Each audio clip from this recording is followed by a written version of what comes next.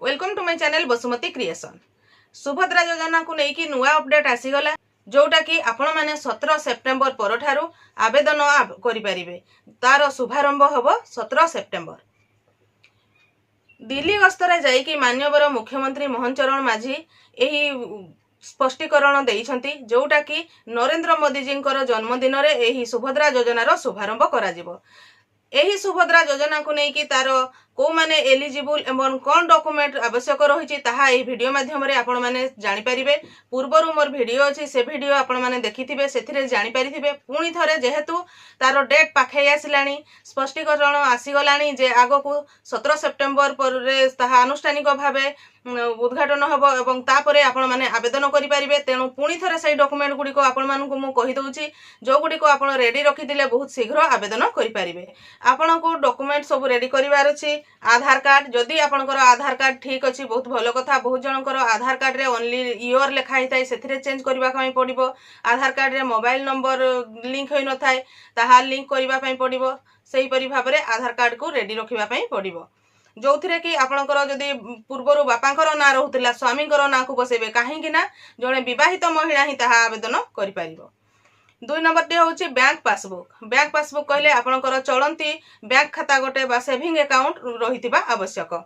3 number होची residence certificate कहले आपण जतेबेले आई जनसेवा केंद्र को जाई कि रेसिडेंस सर्टिफिकेट बाहर करंतु।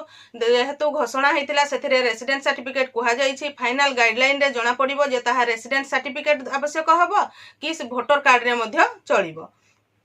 4 नंबर होची इनकम सर्टिफिकेट। आपण को इनकम सर्टिफिकेट देबा को पडिबो। जो माने आवेदनकारी सेमानक ना रे ही इनकम सर्टिफिकेट बाहर करबा को पडिबो।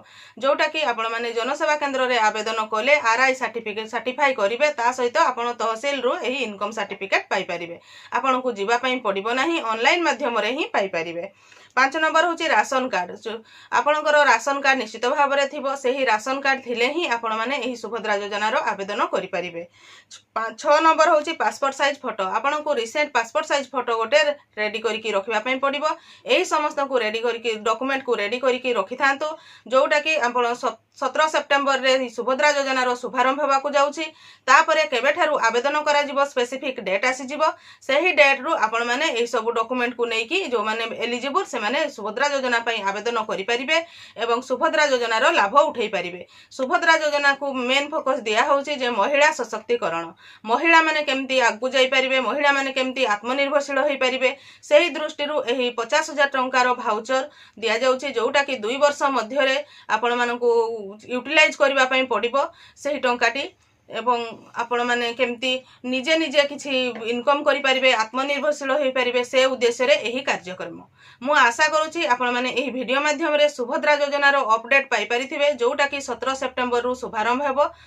आजिर वीडियो रे बास एतिकी। आजिर वीडियो को आपण शेष पर्यंत देखिथिबारु आपण को बहुत बहुत धन्यवाद। नमस्कार।